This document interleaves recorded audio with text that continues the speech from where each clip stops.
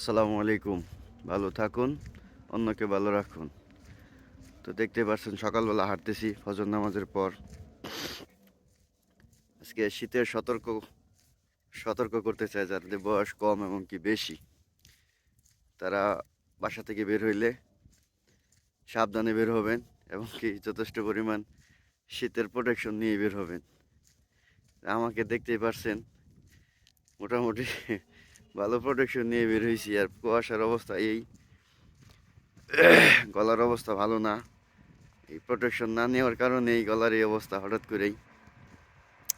তো মোটামুটি ভালো কুয়াশা দেখতেই পারতেছেন। আপনাদের কার জায়গায় কেমন ঠান্ডা বা কুয়াশা জানি না, জানাবেন কমেন্টে। তো মোটামুটি আমাদের এখানে ভালো ঠান্ডা, যে ফজরের পর থেকে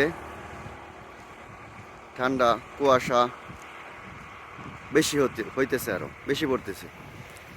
যে একটা গাড়ি যায় যাওয়ার কিছুক্ষণ পরে আর দেখা যায় না, 1 সেকেন্ড 2 সেকেন্ড, এর মাঝে আর তার খুঁজে পাওয়া যায় না, লাইটও দেখা যায় না।